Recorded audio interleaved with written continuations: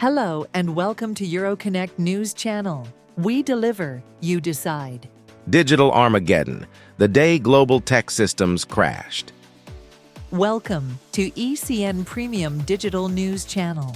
The first hints of imminent global chaos came in the dead of night. A U.S. cybersecurity firm serving hundreds of Fortune 500 companies alerted clients about a software glitch causing the dreaded blue screen of death. CrowdStrike blamed a botched update to its Falcon sensor software in the 1:30 a.m. ET alert, stating it caused Microsoft Windows to crash. When Ty McKinney arrived in the early morning hours at New York's LaGuardia Airport, he was unaware of the brewing storm and unprepared for the blue death screens all around him. McKinney, a 31-year-old musician and filmmaker, was focused on getting home to North Carolina for his grandfather's funeral. "I thought, oh, it's a display issue. Someone needs to fix the computer," he said. "I didn't think it was an actual worldwide system going down." Like many Americans, McKinney took to social media to share his confusion, quickly realizing the issue wasn't just hitting New York. The outage had impacted more than 10,000 flights, disrupted parts of public transit systems, operations at hospitals, and 911 call centers, sending global stocks sliding. As the day unfolded, blue screen by blue screen, tech issues cropped up in various industries, reminding everyone just how much society relies on interconnected technology and how vulnerable we are to software glitches or cyber attacks. McKinney's flight was delayed twice before being finally canceled, forcing him to spend hours in a rebooking line that wrapped around itself like a snake. By the time McKinney reached the front, no other flight would get him to the funeral on time. Even if he drove, he'd miss it. He left the airport 6 hours later, defeated, really angry, with tears in my eyes. "I just hope this doesn't happen again on this scale." Things happen, but for something this massive, affecting airlines, banks, and computer systems, it shouldn't be this easily penetrable, he said. Within hours of CrowdStrike's alert, the outage struck 911 call centers across the country. In Alaska, both non-emergency and 911 calls went unanswered at multiple dispatch centers for 7 hours. Personnel were shifted to centers still running, helping with their increased load of calls, while others switched to analog phone systems, according to Austin McDaniel, State Public Safety Department spokesperson. Agencies in at least 7 states reported temporary outages, including the St. Louis County Sheriff's Office, the Faribault Police Department in Minnesota, and 911 systems in New Hampshire, Fulton County, Indiana, and Middletown, Ohio. Reports of 911 outages peaked at more than 100 on Friday, just before 3 a.m., according to Down Detector. In Noble County, Indiana, 911 dispatchers had to jot down notes by hand when the system went down in the early morning hours, as per Gabe Creech, the county's emergency management director. While the outage persisted from 1 a.m. to 3 a.m. ET, some calls were routed to dispatchers in surrounding counties who could transfer information back to Noble County first responders. Ann Neuberger, Deputy National Security Advisor for Cyber and Emerging Technology, started her day with a 4 a.m. ET wake-up call from the White House Situation Room on the developing CrowdStrike crisis. She spent the morning assessing the outage's impact on the nation's critical infrastructure sectors and spoke with George Kurtz, CrowdStrike's CEO. President Joe Biden was briefed on the outages and received sector-by-sector updates throughout the day. Kurtz apologized for the disruptions in an early morning interview with NBC's Today, stating that the issue had been identified and a fix had been deployed. He emphasized that the incident was not a security breach or cyber attack. Meanwhile, the outage indiscriminately impacted healthcare services across the country.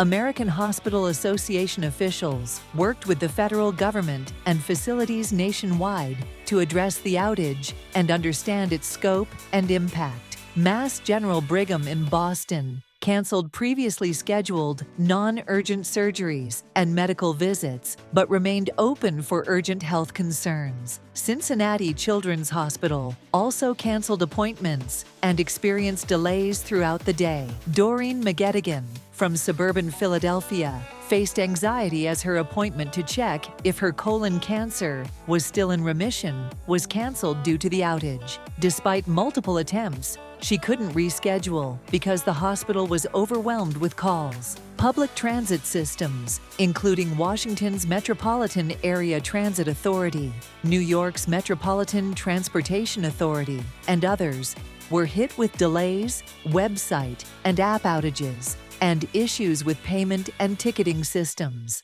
Delays on some commuter rail lines in the Chicago area were as long as 45 minutes. The outage also affected operations at U.S.-Canada and U.S.-Mexico border crossings. CBP One, an app developed by U.S. Customs and Border Protection, experienced technical issues. Traffic slowed at border crossings, including the Ambassador Bridge and the Detroit-Windsor Tunnel. Doug Witten, a cybersecurity professional stuck in traffic on the Blue Water Bridge, warned that the incidents showcased the vulnerability of interconnected digital systems and the importance of threat protection. "What I'm scared about, as a cybersecurity professional, is what could happen," Witten said. "If this were an attack, we wouldn't be recovering from it." Thank you for watching and listening. If you like our content, give us a thumbs up and don't forget to subscribe and share our premium news channel, ECN. We deliver, you decide. Biden faces mounting pressure to step down as Democrats demand new leadership. Welcome to ECN Premium Digital News Channel. U.S. President Joe Biden is looking forward to getting back on the campaign trail next week, fortifying his commitment to remain in the race, despite increasing calls from Democrats for him to step aside as the party nominee. "The stakes are high, and the choice is clear. Together, we will win," he said. This statement appeared to respond to reports that his inner circle is discussing his future and whether he will continue his campaign. In recent weeks, Biden has faced mounting political pressure to withdraw, with calls from party leaders, a loss of significant donors, and concerns that his decision could impact Democrats' control of Congress. On Friday alone, at least a dozen Democratic lawmakers urged him to step aside. Vice President Kamala Harris, considered a top choice to replace Biden, reassured donors, stating, "In my heart of hearts, we are going to win this election." Earlier in the day, Biden's re-election campaign chair, Jen O'Malley Dillon, also pushed back on speculation about his withdrawal, emphasizing on MSNBC's Morning Joe that the president's in this race and is more committed than ever to beat Donald Trump. Biden referenced Trump's Republican National Convention speech in his statement, promising to continue exposing the threat posed by the former president while highlighting his own record. Donald Trump's dark vision for the future is not who we are as Americans. Together, as a party and as a country, we can and will defeat him at the ballot box, he said. Currently quarantined at his home in Rehoboth Beach, Delaware, after testing positive for COVID-19, Biden has maintained his commitment to the race despite political turbulence. His poor debate performance last month led to evolving statements about what might make him step down. Initially saying only the Lord Almighty would make him step down, Biden recently told BET that he would reevaluate his campaign if advised by a doctor about a serious medical condition. A campaign memo released on Friday reinforced his stance. Joe Biden has made it more than clear he's in this race and he's in it to win it. Time is running out for Biden to decide if he will step down. The Democratic National Convention begins on August 19th, and the Democratic National Committee is expected to meet virtually in early August to nominate Biden officially.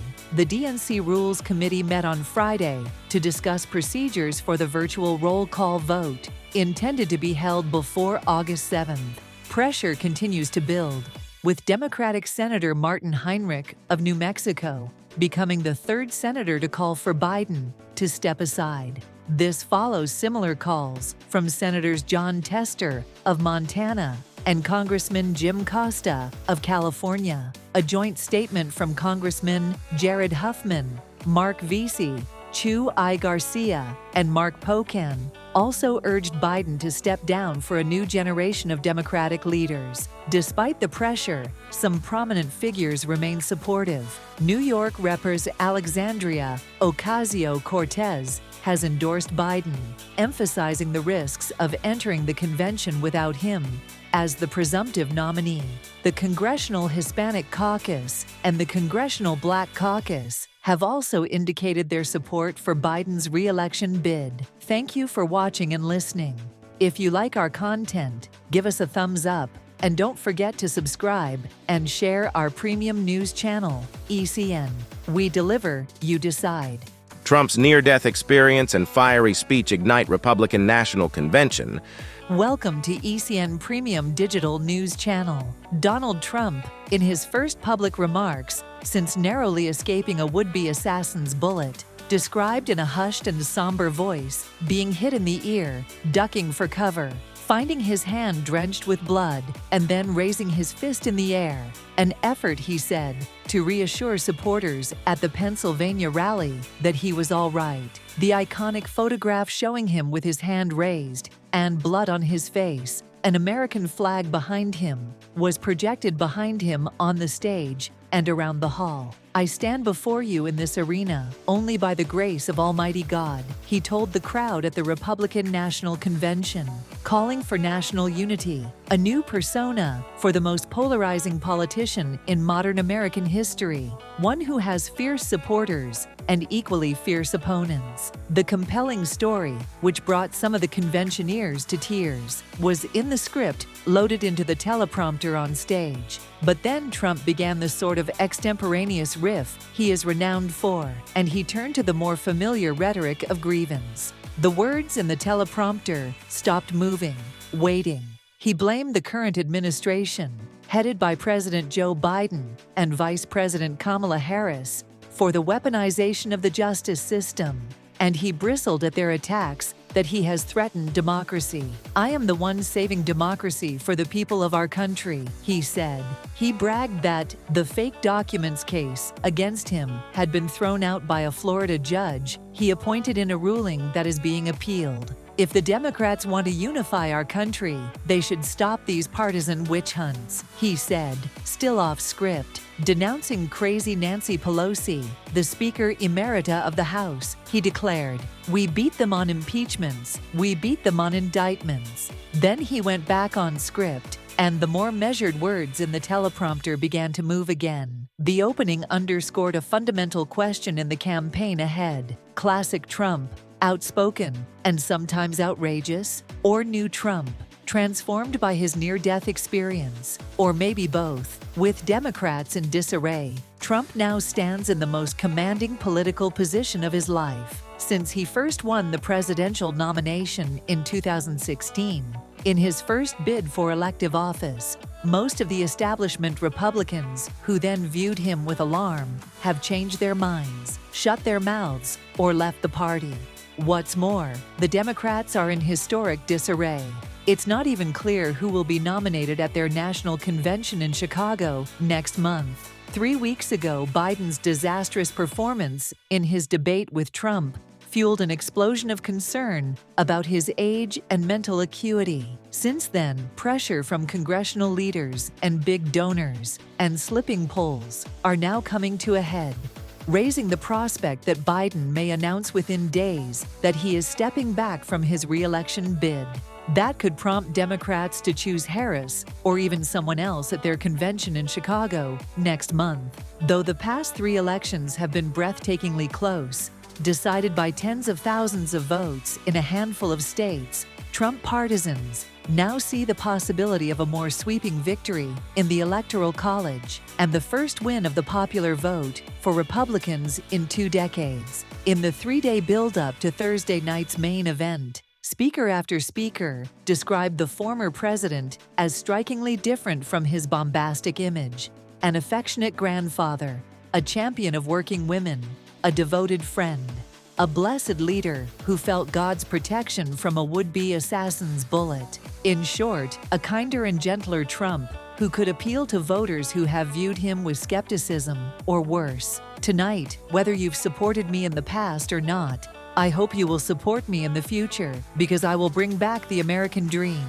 he said.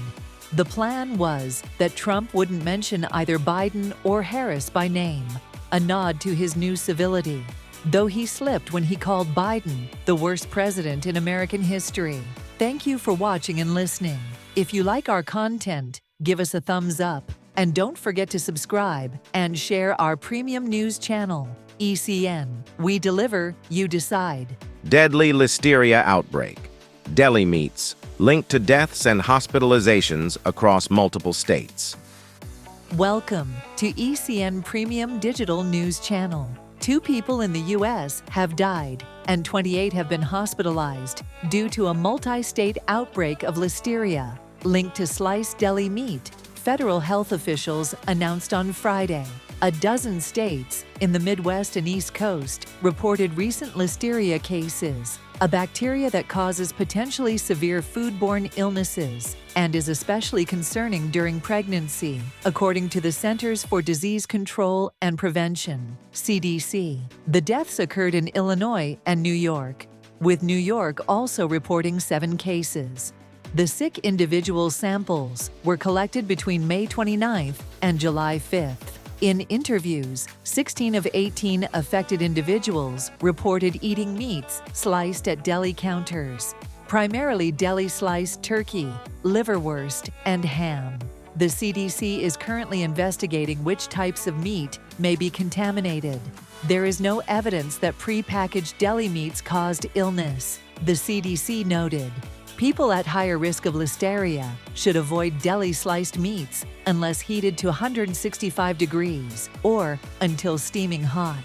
Listeria can cause severe illness when the bacteria spread beyond the gut to other parts of the body and is particularly concerning for pregnant women, potentially causing miscarriages. Other symptoms in pregnant individuals include fever, fatigue, and muscle aches. Symptoms in anyone exposed can include headache, stiff neck, confusion, loss of balance, convulsions, fever, and muscle aches. These typically begin 1 to 4 weeks after consuming contaminated food, but can start as early as the same day or up to 70 days later.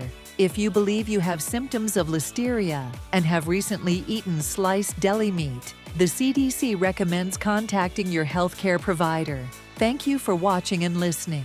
If you like our content, give us a thumbs up, and don't forget to subscribe and share our premium news channel, ECN. We deliver, you decide. Beige Book reveals signs of economic slowdown amid softening labor market and consumer spending. Welcome to ECN Premium Digital News Channel. The U.S. economy is showing signs of softening, including weakening of the labor market, declining price pressures, some pullbacks in consumer spending, and slowing loan demand, according to the Federal Reserve's Beige Book, which dovetailed with other recent data hinting at a slowdown. Economic activity maintained a slight to modest pace of growth in 7 of the Fed's 12 districts during the latest reporting cycle, per the Beige Book report, which was released on July 17th.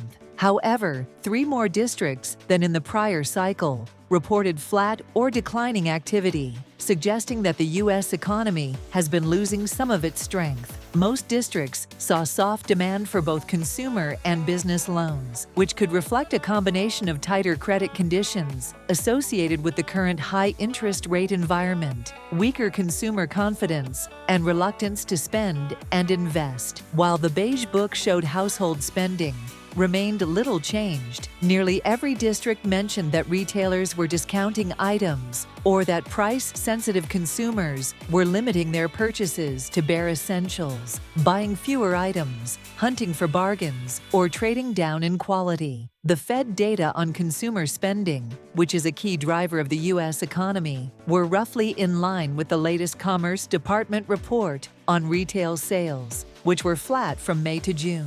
defying analysts' predictions for a slowdown. It may be that the weather has boosted retail footfall as people try to escape the heat, but there are still challenges for the sector, from weak real income growth, a rundown in savings levels, and high borrowing costs. James Knightley, an economist at ING, wrote in a note on the retail sales figures. Expectations for the future of the economy over the next 6 months were for slower growth, with the Beige Book report citing factors such as uncertainty around the upcoming election, domestic policy, geopolitical strife, and inflation. This fits together with recent data on consumer confidence from the Conference Board, which showed that expectations for both future income and business conditions weakened, leading to an overall pullback in consumer confidence in June. Compared to May, consumers were less concerned about a forthcoming recession, although their assessment of their families' financial situations, both in the present and 6 months ahead, was less positive, according to the Conference Board report. Thank you for watching and listening. If you like our content, give us a thumbs up, and don't forget to subscribe and share our premium news channel, ECN. We deliver, you decide.